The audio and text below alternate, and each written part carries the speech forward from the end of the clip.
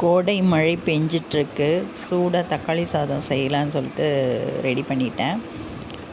Cooker வச்சு எண்ணெய் ஊற்றி கடுகு உளுத்தம் பருப்பு போட்டு புதினா போட்டு 2 பச்சை மிளகா போட்டு தாளிச்சிட்டு வெங்காயம் ஸ்லைஸாக கட் பண்ணி வச்சதையும் போட்டுட்டு நல்லா வணக்கிட்டு இஞ்சி பூண்டு நசுக்குனது அதையும் போட்டுட்டு 2-3 தக்காளி போட்டு மிக்ஸி ஜாரில் அரைச்சி அதையும் நல்லா ஊற்றி வணக்கிட்டு மஞ்சத்தூள் உப்பு மிளகாத்தூள் போட்டு நல்லா கிளறிட்டு நான் ஏற்கனவே ஊற வச்சுருந்தேன் பச்சை பட்டாணி அதையும் போட்டு நல்லா தண்ணி ஊற்றிட்டு கொஞ்ச நேரம் வேக விட்டுட்டு அந்த மிளகா நாற்றெல்லாம் போக்கட்டும்னு சொல்லிவிட்டு பாசுமதி ரைஸ் வச்சுருந்தேன் ஊற வச்சு அதையும் போட்டு நல்லா கலக்கிட்டு 2 ஸ்பூன் நெய் விட்டு கொஞ்சம் எலுமிச்சம்பழம் பிழிஞ்சிட்டு மூடி வச்சுட்டேன். 2 விசில் ஆறினவொடனே திறந்து பார்த்தா நல்லா பளபளன்னு வெந்திருந்தது.